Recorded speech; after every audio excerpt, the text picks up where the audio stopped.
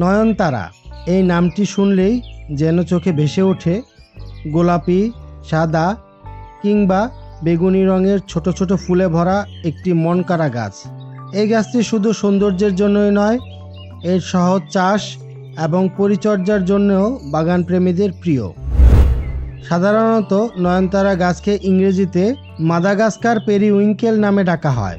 এছাড়া বিনকা রোজ পেরিউইঙ্কেল নামেও এটি পরিচিত।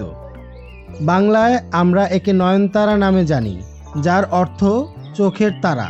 নামটিই এর সৌন্দর্যকে বোঝাতে যথেষ্ট। নয়নতারা গাছের মূল উৎপত্তি মাদাগাস্কার হলেও বর্তমানে এটি পৃথিবীর বিভিন্ন দেশে বিস্তৃত। বিশেষ করে ভারত, বাংলাদেশ, ফিলিপাইন, থাইল্যান্ড সহ দক্ষিণ পূর্ব এশিয়ার দেশগুলোতে এটি ব্যাপকভাবে চাষ হয়। গ্রীষ্মপ্রধান অঞ্চলে এই গাছ খুব সহজে জন্মায় এবং একবার চারা লাগানো হলে অনেক বছর ধরে ফুল দিয়ে যায়। এটি একটি শাখা প্রশাখা বিশিষ্ট ছোট ঝোপ জাতীয় গাছ।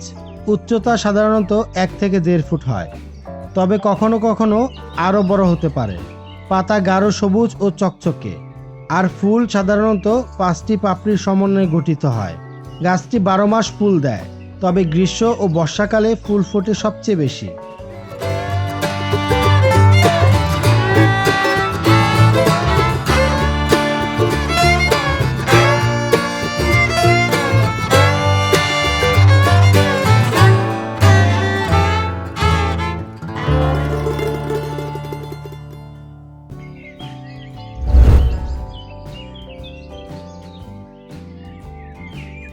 আজ আমি দেখাবো কিভাবে বীজ থেকে নয়নতারা গাছের চারা তৈরি করা যায় এবং এর সঠিক যত্ন নিতে হয়।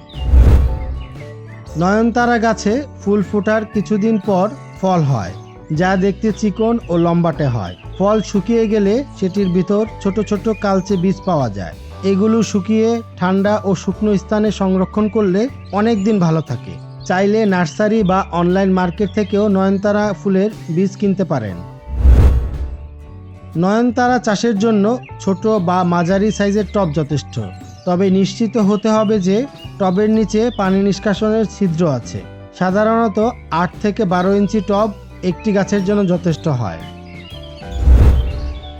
নয়নতারা গাছের জন্য প্রয়োজন ঝরঝরে জল ধারকতা সম্পন্ন মাটি। মাটি তৈরি করতে 50% বাগানের মাটি, 30% গোবর সার বা কম্পোস্ট এবং 20% নদীর বালি মিশিয়ে নিন। চাইলে একটু হাড় গুঁড়ো বা ছাইও মেশাতে পারেন, এতে মাটি পুষ্টিকর ও নিষ্কাশনক্ষম হয়। টবের উপরিভাগ থেকে 2 ইঞ্চি ফাঁকা রেখে টবটি মাটি দিয়ে ভরে ফেলুন।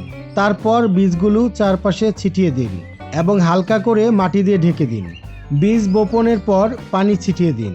সাধারণত 7 থেকে 10 দিনের মধ্যে চারা গজাতে শুরু করে।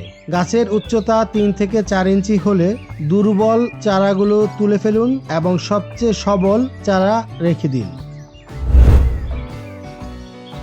চারা একটু বড় হলে, অর্থাৎ 4 থেকে 5 ইঞ্চি হলে, সেটিকে নতুন টবে প্রতিস্থাপন করতে পারেন। প্রতিস্থাপনের সময় সাবধানে মাটি থেকে তুলে নিন, যাতে মূল ক্ষতিগ্রস্ত না হয়। নতুন টবে আগে থেকে তৈরি মাটিতে গর্ত করে সেখানে চারা রোপণ করুন। নয়নতারা গাছ অতিরিক্ত পানি সহ্য করতে পারে না, তাই মাটি শুকনো হলে তবেই পানি দিতে হবে। গরমকালে দিনে একবার, শীতকালে 2 দিনে একবার পানি দিলেই যথেষ্ট। তবে বর্ষাকালে খেয়াল রাখতে হবে যাতে টবে পানি জমে না থাকে। এই গাছ প্রচুর সূর্যালোক পছন্দ করে। প্রতিদিন অন্তত 5 থেকে 6 ঘন্টা সূর্যের আলো পাওয়ার ব্যবস্থা রাখতে হবে। যেসব জায়গায় কম আলো, সেখানে গাছটি দুর্বল হয়ে পড়ে এবং ফুলও কম ফোটে। নিয়মিত গাছকে পুষ্টি দিতে হবে। প্রতি 15 থেকে 20 দিন পর পর তরল জৈব সার যেমন গুড় ও পানির মিশ্রণ, কম্পোস্ট, চা দিতে পারেন। মাঝে মাঝে সামান্য ইউরিয়া বা পটাশ সার মাটির সঙ্গে মিশিয়ে দিলে ফুল ফোটার হার বাড়ে। নয়নতারা গাছে সাধারণত পোকার আক্রমণ খুব একটা হয় না, তবে অতিরিক্ত পানি দিলে মূল পচে যেতে পারে। পাতায় সাদা দাগ পড়লে সেটা ফাঙ্গাস হতে পারে।